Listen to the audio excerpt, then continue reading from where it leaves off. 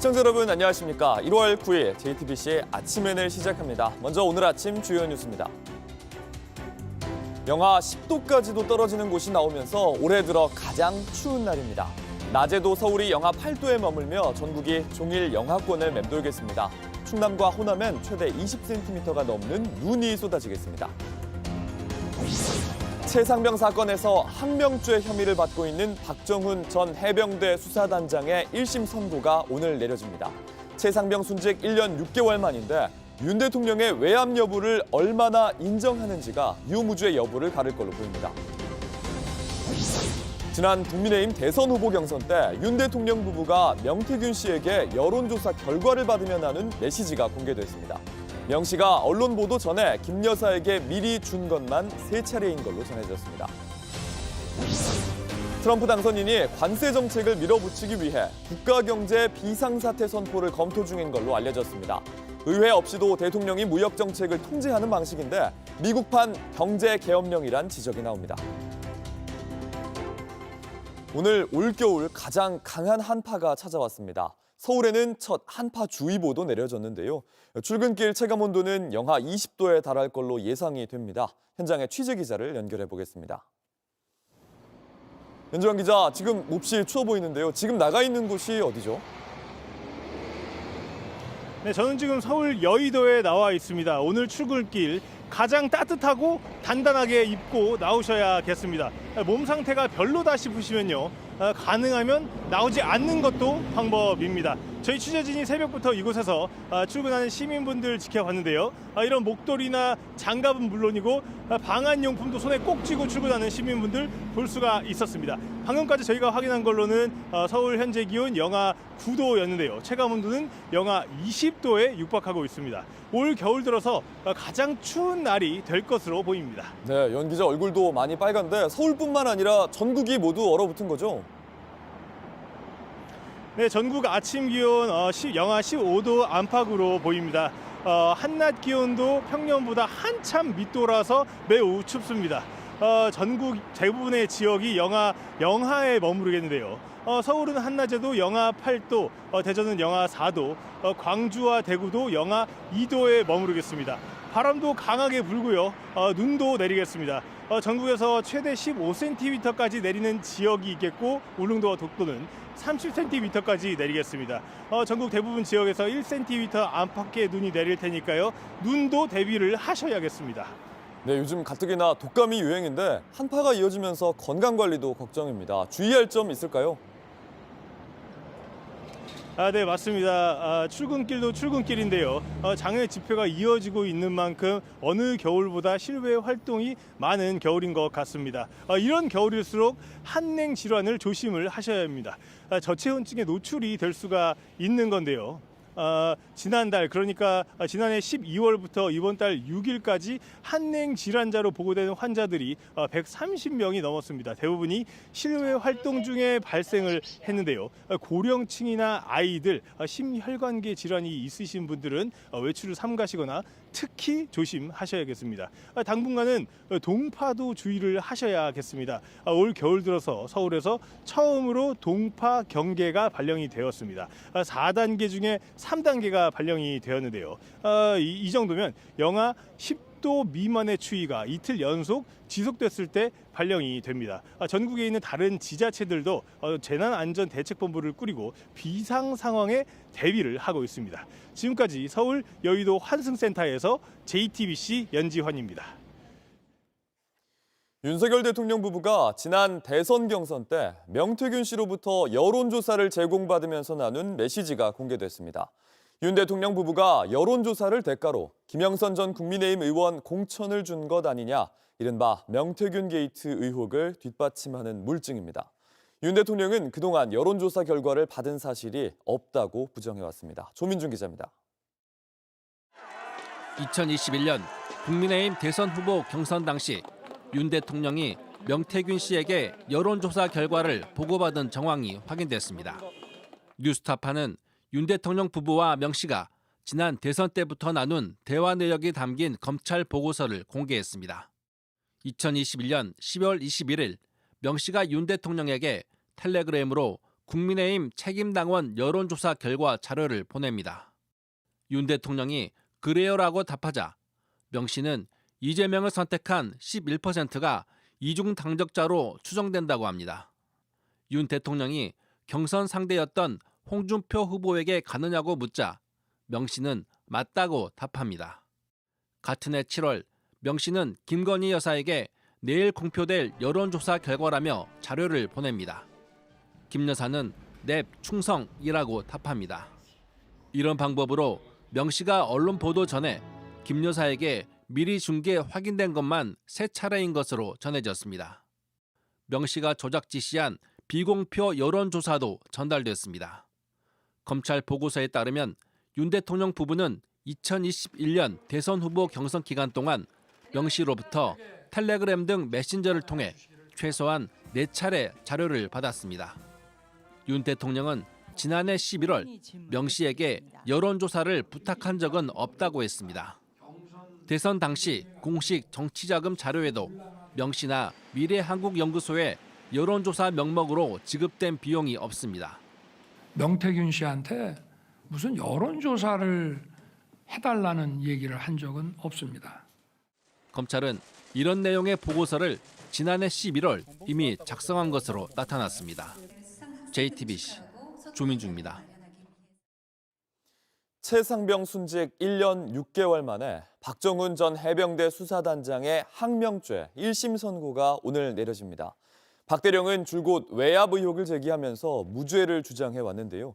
만일 박 대령이 무죄를 받게 된다면 윤석열 대통령의 탄핵 정국에도 영향을 줄 걸로 보입니다. 먼저 이재승 기자입니다. 지난 2023년 7월 해병대 최상병이 실종자 수색에 나섰다 급류에 휩쓸려 숨졌습니다. 박정훈 대령은 이 사건을 수사한 뒤 결과를 경찰로 이첩했다 기소됐습니다. 김기환 해병대 사령관 명령에 따르지 않고 당시 이종섭 국방부 장관의 명예를 훼손했다는 혐의입니다. 박 대령의 이런 항명 혐의는 윤석열 대통령의 경로가 발단이 됐고 이후 국방부가 부당한 수사 외압을 행사했다는 의혹이 제기되면서 민감한 정치적 성격을 띠게 됐습니다. 박정훈 대령은 김계환 전 사령관에게 명시적 이첩 보류 지시를 받은 적이 없어 항명 혐의는 성립하지 않는다고 주장해왔습니다. 불법적인 지시만 있었기 때문에 무죄라는 주장입니다. 국방부 검찰단은 적법하게 경찰에 이첩된 사건 서류를 불법적으로 회수하였고 수사에 외압을 행사하고 부당한 지시를 한 국방부 예하 조직으로 공정한 수사가 이루어질 수 없기 때문입니다. 하지만 군 검찰은 박 대령이 사실과 다른 주장으로 군 지휘체계에 악영향을 끼치고 있다며 징역 3년을 구형했습니다. 이후 재판은 지난해 11월까지 10차례 진행됐고 오늘 1심 결과가 나옵니다. 군사법원이 윤석열 대통령의 외압 여부를 얼마나 인정하느냐에 따라 박 대령의 유무죄 여부와 형량이 판가름 날 전망입니다. 무죄 판결이 나올 경우 임무에 충실했던 무고한 영관장교를 희생양 삼으려 했다는 비판이 불가피한 만큼 윤석열 대통령의 탄핵 정국에도 영향을 줄 수 있습니다. 특히 12.3 내란 사태를 계기로 위법한 명령을 무비판적으로 따른 군 주요 지휘관들의 행태와 맞물려 파장이 클 것으로 예상됩니다. JTBC 이재승입니다. 박정훈 전 수사단장이 최상병 사건 항명 혐의로 재판을 받는 동안 사건의 핵심 인물인 임성근 사단장은 정책 연수를 다녀왔습니다. 임 사단장은 박 전 단장의 과거 발언들이 이율배반적이라고 주장했습니다. 한민정 기자입니다. 항명 혐의 재판과 수사 외압 의혹의 핵심 쟁점은 이첩 보류 지시를 누가 내렸는지입니다. 국회 청문회에서도 수차례 이 부분을 두고 공방이 오갔습니다. 누구랑 통화했습니까? 공개하는 것은 적절하지 않다고 생각합니다. 왜냐하면 왜 적절하지가 않아요? 왜냐하면 대통령이라서 그런 겁니까? 그렇지 않습니다. 이첩 보류 자, 지시가 들으세요. 계속 적법한 묻겠습니다. 것이기 때문에 박정훈 전 단장 측은 김계환 전 사령관에게 명시적 이첩 보류 지시를 받은 적이 없어 항명 혐의는 성립하지 않는다고 주장해왔습니다. 이종섭 전 국방장관이 김 전 해병대 사령관에게 이첩 보류 지시를 했더라도 자신의 직속 상관인 김 전 사령관에게는 명시적 지시가 없었다는 겁니다. 임성근 전 해병대 1사단장은 이 부분을 문제 삼았습니다. 박 전 단장이 사건 초기엔 이첩 보류 지시를 명시적으로 받았으면 그에 따랐을 거라고 주장했으면서 나중엔 불법적인 명령이라 따르지 않았다고 시대양심처럼 언동한다면서 이율배반적이라고 비난했습니다. 박 전 단장 측은 입장이 바뀐 적이 없다고 반박했습니다. 박정훈 대령은 일관되게 해병대 사령관으로부터는 명시적 이첩보류 명령을 받지 않았다. 다만 장관의 그런 지시가 있었는데 그건 명백히 위법하다고 생각했다. 이건 일관된 입장이죠. 전혀 바뀐 바가 없습니다. 임 전 사단장은 군사법원에서 1심 판결이 나오고 공수처 등의 수사 결과가 나오면 상황이 달라질 거라고 했습니다.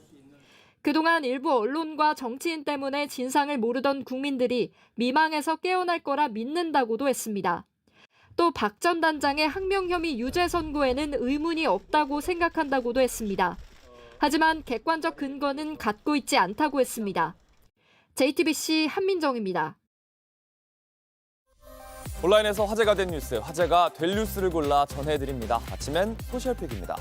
지난 주말 사랑제일교회 전광훈 목사의 집회에 국민의힘 윤상현 의원이 나타났습니다. 전 목사에게 여러 차례 고개를 숙이는 모습이 다시금 화제가 됐습니다.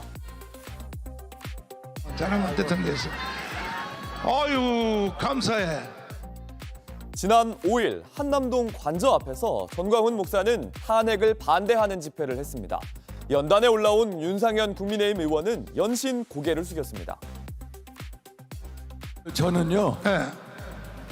그 믿음에 기초한 정치가 진짜 정치다. 국민의힘 정당 왜 이 사람들은 하나가 왜 안 돼요? 도대체 왜 그럴까요? 도대체가 송구스럽습니다. 이 다음 날 국민의힘 의원 45명은 한남동의 관저 앞으로 모였습니다. 여당 내에서도 관저로 향한 의원들에게 비판이 잇따랐습니다. 저는 광장 정치처럼 비춰지는 것이 과거의 자유한국당 황교안 대표를 떠올리게 해서 매우 안 좋다고 생각하고요. 전광훈 목사하는 당하고 무슨 뭐 합당을 하냐, 자매 결연을 하냐 이런 생각이 들 정도로 오해를 받을 수 있는 거거든요. 민주당은 어제 지지자들에게 윤석열에 대한 체포영장 집행을 방해하도록 적극 선동했다며 윤상현, 김민전 의원과 전광훈 목사를 특수공무 방해, 교사 혐의로 경찰에 고발했습니다. 인도에서 코끼리가 사람을 코로 잡고 거칠게 흔들다 내던지는 사고가 났습니다. 모인 사람들이 놀라서 도망치면서 30명 가까이 다쳤습니다. 여러 마리 늘어선 코끼리 가운데 한 마리가 갑자기 앞으로 뛰쳐나옵니다. 이 코로 사람을 낚아채더니 좌우로 강하게 흔들다가 내던져 버립니다. 지켜보던 사람들이 겁에 질려 도망치면서 아수라장이 됐습니다. 현지 시간 8일 인도의 남부 티루르에서 코끼리 5마리 중에 한 마리가 돌진한 겁니다. 사흘 동안 치러지는 인도의 종교 행사 중 마지막 날이었습니다. 인도 현지 매체에 따르면 행사를 위해 모여있던 수백 명이 허둥지둥 놀라면서 29명이 가벼운 부상을 입었습니다. 중상을 입은 50대 남성은 병원에 입원했습니다. 이 코끼리 위에는 조련사가 타고 있었는데 다행히 다른 코끼리들은 안정시켰습니다. 인도에서는 사원 행렬을 할 때 코끼리 사이에는 최소 3m, 악기 연주자들과는 8m의 거리를 둬야 한다. 이런 규정도 있습니다. 필립 골드버그 주한 미국 대사가 임기를 모두 마쳤습니다. 2년 6개월간의 한국 근무를 모두 마치고 돌아가면서 개업날의 긴박한 상황에 대해서도 입을 열었습니다. As I retire, I leave with gratitude for our shared successes and confidence in the continued strength of the US-ROK alliance. 어제 저녁 골드버그 대사는 소셜미디어를 통해 한국 민주주의의 회복력을 봤다면서 마지막 인사를 남겼습니다. 동아일보와의 인터뷰에선 개업날 밤을 풀어놨는데요. 골드버그 대사는 외교부의 누군가가 자는 도중에 전화해서 계엄 관련 성명서를 읽어줬다면서 여기에 심대한 우려와 반대를 제기했다고 말했습니다. 이어서 대통령실에 누군가와 통화를 했고 대통령이 어떻게 이런 일을 벌일 수 있는지 추가 설명도 요구했다고 했습니다. 계엄이 한국의 명성을 크게 훼손할 거라며 통화 중 고함을 질렀냐는 질문에는 고개를 끄덕였습니다. 하지만 미 대사가 윤석열 정부와는 상종하지 못하겠다 이렇게 본국에 보고했다는 조국혁신당 김준형 의원의 주장은 모두 지어낸 허위 내용이었다고 답했습니다. 또 성조기가 나부끼는 한국의 집회에 대해 전쟁을 겪은 세대와 관련이 있는 것 같다면서도 완전히 이해하기는 어렵다고 덧붙였습니다.